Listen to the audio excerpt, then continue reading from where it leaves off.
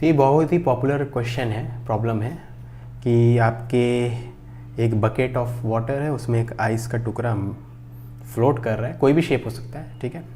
तो आपसे पूछा गया कि क्या कोई पानी या कुछ भी पानी बाहर स्पिल करेगा क्या, क्योंकि जो है ये कंटेनर है फुल्ली फिल्ड है वाटर से, ठीक है ना। तो आइस के कम्प्लीटली मेल्ट करने के बाद क्या कुछ पानी का एक भी बूंद बाहर निकलेगा क्या, गिरेगा क्या, ये आपको बताना है।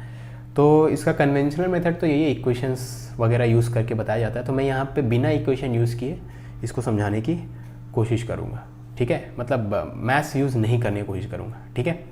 ओके, तो हम लोग क्या करेंगे, यहाँ पे इमेजिन कर लो कि आपने ग्रेविटी को स्विच ऑफ कर दिया, समहाउ ग्रेविटी गायब कर दिया आपने, ठीक है, समहाउ, है ना। और फिर ग्रेविटी ऑफ करने के बाद इस आइस के टुकड़े को यहाँ से निकाल लिया।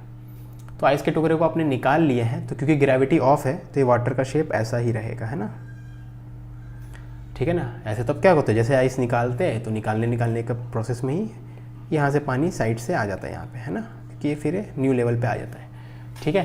लेकिन आपने ग्रेविटी ऑफ कर दिया है तो आइस का टुकड़ा को निकाल लोगे, वाटर का शेप ऐसा ही रहेगा, ठीक है, यहाँ पे गैप रहेगा, है ना। ओके, अब इस आइस के टुकड़े को आप सेपरेटली अलग से पूरा मेल्ट कर दो, मेल्ट करके कुछ वॉल्यूम ऑफ वाटर मिलेगा। ऑफ कोर्स जितना आइस का मास होगा, suppose mass 1 kg of ice है, तो इसको मेल्ट करके जो वाटर मिलेगा वो भी 1 kg का ही मिलेगा। ये तो आपको पता है, कंजर्वेशन ऑफ मॉलिक्यूल्स वगैरह वैसा सोच लो, कंजर्वेशन ऑफ मास जो सोचना सोचो, ठीक है। ओके, तो ये आपको समझ में आ गया है ना। अब बेसिकली क्या हमारा मकसद रहेगा, ये जो पानी आया है आइस के मेल्ट करने से, अगर इस पानी को रखने के लिए ये जगह सफिशेंट है तब कुछ भी मेल्ट नहीं करेगा। लेकिन अगर ये पानी का वॉल्यूम इस जगह से, जो भी यहाँ पे जगह क्रिएट हुआ है, आइस को हटाने के बाद जो जगह क्रिएट हुआ है, ये वाला वॉल्यूम जो क्रिएट हुआ है, इस वॉल्यूम से ज़्यादा रहा तब पानी ओवरफ्लो करेगा, है ना। तो मान लो ये जो वॉल्यूम है यहाँ पे ये 80 सेंटीमीटर क्यूब है, ठीक है, और ये 83 सेंटीमीटर क्यूब है मान लो फॉर एग्जांपल। तो इसका तो सिर्फ 80 वाला पार्ट ही उस गड्ढे पे, उस गैप में हट पाएगा। 3 सेंटीमीटर क्यूब ऑफ पानी क्या हो जाएगा, ओवरफ्लो हो जाएगा, बाहर निकल जाएगा, स्पिल कर जाएगा, ठीक है। ओके, तो क्योंकि आइस जो है फ्लोट कर रहा था, आइस जो है फ्लोट कर रहा था यहाँ पे, तो आइस के ऊपर आप फोर्स तो देखोगे, 2 ही फोर्स है, ठीक है। एक तो इन पानी के कारण, इस फ्लूइड के कारण फोर्स जिसको आप थ्रस्ट बोलते हैं, बायंसी फोर्स, और दूसरा आइस का वेट। तो बायंसी वेट के बराबर होगा, है ना। तो weight of ice must be equal to buoyancy force on the ice, ठीक है। बायंसी बाय वाटर, वाटर के कारण जो इस आइस के टुकड़े पे बायंसी फोर्स लग रहा होगा उसका वेट को बैलेंस कर रहा होगा, बस यही दोनों फोर्स हो, ठीक है। तो weight of ice must be equal to buoyancy force. और बायंसी फोर्स क्या होता है, वेट ऑफ डिस्प्लेस्ड फ्लूइड, ये होता है ना। बायंसी फोर्स क्या होता है, वेट ऑफ डिस्प्लेस्ड फ्लूइड, ठीक है। ओके, अब weight of water which is formed due to melting of ice, ठीक है, this must be equal to weight of displaced water. अब ऐसा क्यों बोल रहे हैं, क्योंकि ये दोनों इक्वल है ना। और weight of ice will be equal to weight of water which has come from melting ice completely, ठीक है ना। तो ये तो आपको आ गया उससे, क्योंकि आइस का टुकड़ा फ्लोट हो रहा था तो नेट फोर्स 0 होना चाहिए। तो weight of ice must be equal to buoyancy force, और buoyancy force weight of displaced water के बराबर होता है, इतना तो आपको पता होगा, ठीक है। तो ये दोनों भी इक्वल होने चाहिए, है ना। Weight of ice must be equal to weight of water which is formed due to melting of ice, ठीक है। Weight of ice must be equal to weight of water which is formed due to melting of ice, है ना। Okay, अब weight of water form due to melting of ice must be equal to mass of water form due to melting of ice, ठीक है। और वैसे ही weight of displaced water must be equal to mass of displaced water. मतलब basically weight को mass में convert कर दिया दोनों जगह, मतलब जी से डिवाइड कर दिए होंगे, ठीक है। ओके, इसका मतलब देखो यहाँ पे mass of water form due to melting of ice, ice को मेल्ट करके जो पानी मिला है आपको उसका मास, और मास ऑफ डिस्प्लेस्ड वाटर। अब डिस्प्लेस्ड वाटर किसको बोलते हैं, आइस लिक्विड का जितना पार्ट को कवर करके रखा था उसी को तो बोलते हैं डिस्प्लेस्ड। तो ये वाला जो वॉल्यूम है इसी को बोलते हैं डिस्प्लेस, क्योंकि इतना भाग ही लिक्विड का आइस कवर करके रखा था, ठीक है। तो अगर इन दोनों क्वांटिटीज़ का मास इक्वल है और दोनों के दोनों सेम मटेरियल से बने हुए हैं तो दोनों का वॉल्यूम भी इक्वल होगा। मास इक्वल है, डेंसिटी से डिवाइड करेंगे तो मास बाय डेंसिटी वॉल्यूम, ठीक है ना। तो volume of water form due to melting of ice must be equal to volume of displaced water. Clear है ना। मतलब आइस को मेल्ट करके जो भी पानी मिला है आपको उसका वॉल्यूम और जो गैप क्रिएट हुआ था, ठीक है, उसका वॉल्यूम इक्वल है।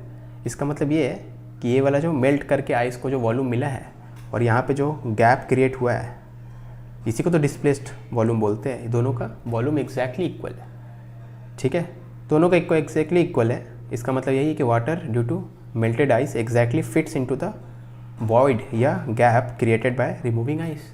इसका मतलब है कि there will be no spillage, कोई पानी बाहर नहीं गिरेगा, ठीक है। ये बात समझ में आया आपको, है ना। तो अब अगर नहीं समझ में आए तो यहाँ पे एक और डायग्राम है, इसके थ्रू आपको समझ में आ जाएगा। तो यहाँ पे देखो, इसी को बोलते हैं हम लोग डिस्प्लेस्ड वॉल्यूम,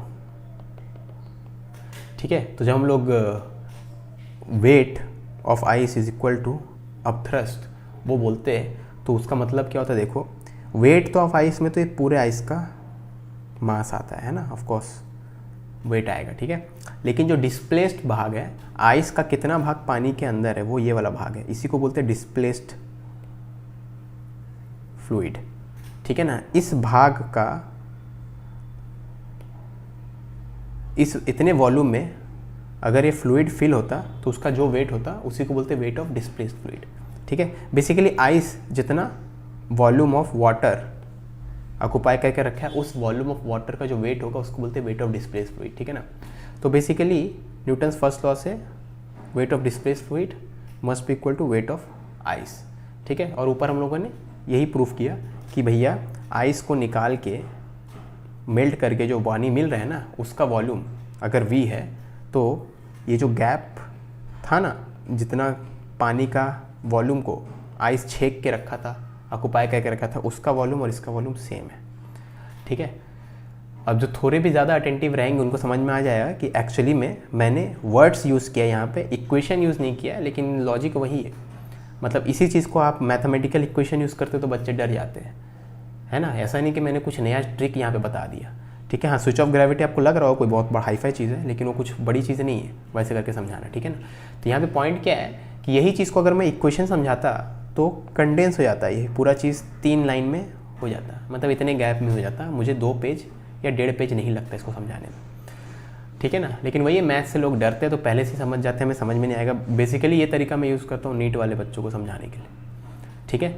तो फिर से समझ लो, यहाँ पे जो आइस है उसको अलग से निकाल लो, है ना, ग्रेविटी को ऑफ करके। यहाँ पे जो गैप क्रिएट होगा, आइस को मेल्ट करके जो पानी बन रहा है, क्योंकि आइस पहले पानी में ही फ्लोट हो रहा था, और आइस अगर पानी में फ्लोट हो रहा है तो जितना वॉल्यूम डिस्प्लेस्ड वाटर है यहाँ पे, उसका वेट और आइस का वेट इक्वल होगा, तभी तो फ्लोट हो रहा है, ठीक है, अदरवाइज फ्लोट हो ही नहीं पाएगा, ठीक है।